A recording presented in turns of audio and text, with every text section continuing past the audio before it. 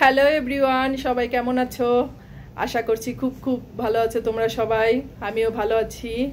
এই যে সকাল সকাল আমি একবারে রেডি হয়ে তোমাদের সামনে চলে এসেছি। তো আজকে তো একটা শুভ দিন, তোমরা সবাই জানো। আজকে হচ্ছে জগন্নাথের স্নান যাত্রা। কারণ জগন্নাথ দেব তো প্রতি বছর এই একবারই সবার হাতে স্নান করে, আর এই দিনটা সবাই ওনাকে স্নান করাতে পারেন। তো আমিও সেই অনুষ্ঠানে অংশগ্রহণ করার জন্য বাইরে যাচ্ছি। আজকে আমার ছেলেটা আমার সাথে নেই, আর ও তো স্কুলে আছে। তো আমি সকাল সকালে চলে যাচ্ছি, কারণ সকাল সকাল না গেলে একটু দেরি করলে পরে অনেক সিরিয়ালে দাঁড়াতে হবে, যেটা অনেক সময় লাগবে। তো আমি এই যে মন্দিরের সামনে চলে আসছি। মন্দিরটাকে ফুল দিয়ে সুন্দর করে সাজাইছে, কিন্তু এখানে হচ্ছে জগন্নাথ দেব, সুভদ্রা মহারানী, বলরাম ওনাদেরকে বাইরে নিয়ে গেছে। কারণ রাস্তার ভিতরে স্টেজ করে সবার জন্য আর কি স্নানের জন্য উন্মুক্ত করে দেওয়া হয়। তো ওখানেই নিয়ে গেছে, আমিও ওখানেই যাব। তারপর এই যে এখানে চলে আসছি, তারপরে এসে দেখি তো অনেক বড় লাইন হয়ে গেছে। আমি যদিও সকাল সকাল আসছি, কিন্তু এসে দেখি তারপরে অনেক বড় লাইন। কি আর করার, লাইনে দাঁড়িয়ে গেছি আমি। কিন্তু ভাবলাম যে আরতি হচ্ছে, তো তোমাদের সাথে একটু শেয়ার করব। আবার এদিকে ভাবছি যে লাইনের থেকে তো বের হয়ে আসলাম, তাহলে তো আমি আর অনেক পিছনে চলে যেতে হবে, কারণ লোকজন সবাই আসা শুরু করে দিয়েছে। আর এই যে একটু পরে তো আরো বেশি ভিড় হয়ে যাবে। তো এখন হচ্ছে জগন্নাথ দেবের আরতি চলছে, ওটাই আর কি তোমাদের সাথে আমি একটু শেয়ার করব। আরতির পরেই তারপর আর কি ওখানে যে পুরোহিতরা আছেন বা কমিটির লোকজন আছে, তারা সবাই জগন্নাথ দেবকে স্নান করাবেন, তারপরে আর কি সবার জন্য উন্মুক্ত করে দিবেন। তো সেটা অনেক বেশ সময়ের ব্যাপার। আমি ওখানে বেশ সময় ধরে আর কি দাঁড়িয়েছিলাম, আর তোমাদের সাথে একটু শেয়ার করার চেষ্টা করেছি। আর লোকজন তো অনেক এখানে, আর এক হাতে থালা এক হাতে মোবাইল নিয়ে একটু আমার সমস্যাই হচ্ছিল ভিডিওটা করতে। তারপরেও যতদূর পেরেছি তোমাদের সাথে একটু শেয়ার করার চেষ্টা করেছি যে আমাদের এখানে জগন্নাথের স্নান যাত্রাটা কীভাবে পালিত হয়। আরেকটা বিশেষত্ব হচ্ছে আজকে যে স্বর্ণের জগন্নাথ আছে আমাদের মন্দিরে, তো ওই জগন্নাথ দেবকেও এখানে আনা হয়েছে, ওনাকেও আর কি স্নান করানো হবে। তা তোমাদেরকে আজকে কাছ থেকে দেখাতে পারবো। আমি যতদূর শুনেছি যে এটা আমাদের এশিয়া মহাদেশের ভিতরে এই একমাত্র আমাদের এখানেই স্বর্ণের জগন্নাথ আছে। তো এটা খুব ভালো লাগে। এই যে আরতির থালাটা নিয়ে চলে আসছে। তো এখানে দাঁড়াই থাকতে খুব একটা কষ্ট হয় না, কারণ সবাই একসাথে থাকা হয়। তো যে কোনো পূজার অনুষ্ঠান দেখবা সবাই যখন একসাথে হয় তখন সবার সাথে থাকতে ভালো লাগে। আবার সবাইকে এটা হচ্ছে হলুদ হলুদ মাখিয়ে দিচ্ছে, জগন্নাথ দেবকে যে স্নান করিয়েছে, তো ওটা নিয়ে এসে সবাইকে ওই হলুদটা মাখিয়ে দিচ্ছে।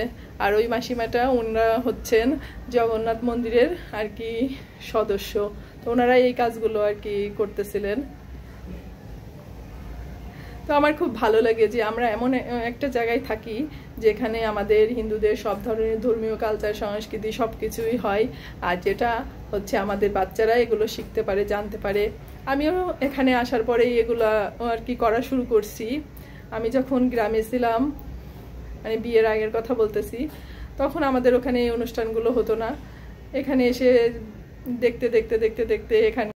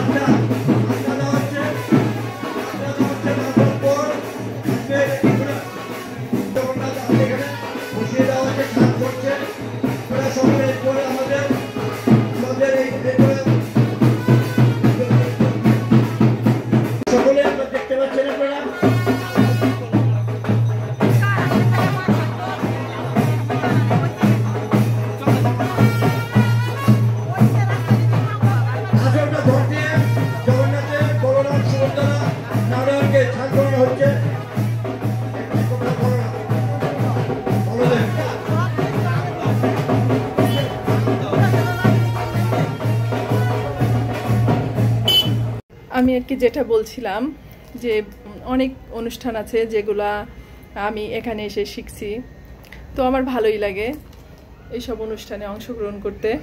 এই যে প্রায় আমরা মানে যে স্টেজটা করছে তার কাছেই চলে আসছি। এখানে একটা ভালো সিস্টেম করছে, সেটা হচ্ছে যে সবাইকে মানে মন্দিরের সামনেটাই যাওয়ার জন্য একটা করে লাইন করে দিছে, যাতে কোনো হট্টগোল না হয়, ধাক্কাধাক্কি না হয়, সবাই আর কি সুন্দর মতো যেয়ে আর কি স্নান করাইতে পারে জগন্নাথ দেবকে।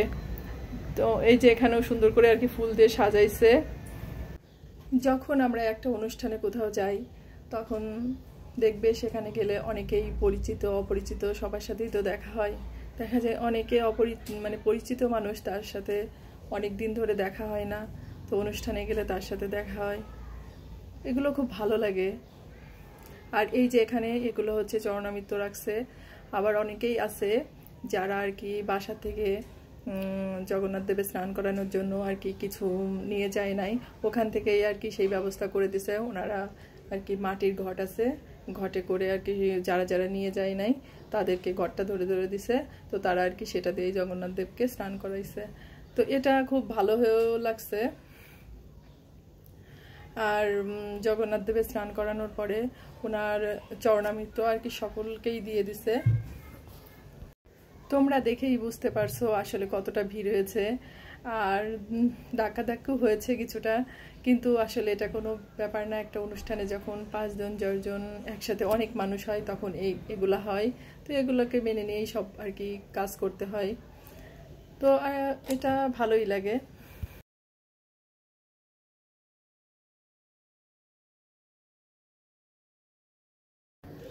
তারপর এখানে নানা রকম মিডিয়ার থেকে লোকজন আসছিল।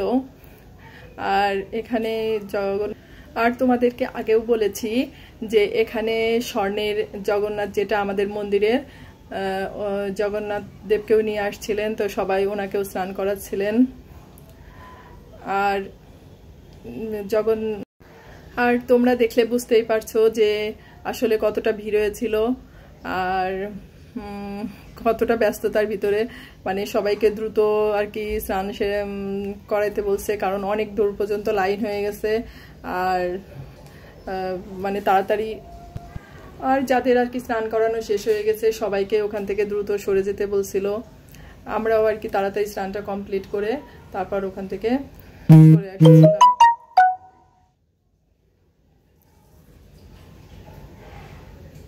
আর এই যে এটা হচ্ছে আমাদের সেই স্বর্ণের জগন্নাথ, তোমাদেরকে দেখাতে চেয়েছিলাম, তা আমি দেখিয়ে দিলাম। তারপর তোমাদের তো দেখালাম ওখানকার সব কিছুই, আর পরে আর ভিডিও করি নাই, কারণ ওখানে যে পরিমাণে হট্টগোল আর ভিড় শুরু হয়ে গেছিল। পরে আমি বাসায় চলে আসছি, এসে আর ভিডিওটাও কন্টিনিউ করি নাই। পরে এই যে দুপুরবেলা, আজকে তো স্নানযাত্রা দিন, তো আজকে সবাই নিরামিষ খাই, আমরাও আজকে নিরামিষ খাবো। তার জন্য এই যে দুপুরে রান্নাটা করতেছি। এই যে পটল ভাজি করছি, তো আমার পটল ভাজাটা হয়ে গেছে, উঠিয়ে নিব। আর ওই তেলের ভিতরেই আর কি কাঁচামরিচ দিয়ে দিলাম, কতগুলো কাঁচামরিচ দিয়ে এখন ঢেঁড়সটাকে একটু লবণ হলুদ দিয়ে আর কি ভাজা ভাজা করে নিব। আজকেও প্রচুর গরম, আর কি বলবো, তার ভিতরে লোডশেডিং, আর গরমে তো বললামই অতিষ্ঠ জীবন। এর আগে আমি বলছি, কি আর করার, কিচ্ছু করার নেই, যেটা আছে সেটা হবেই আমাদের ভাগ্যে।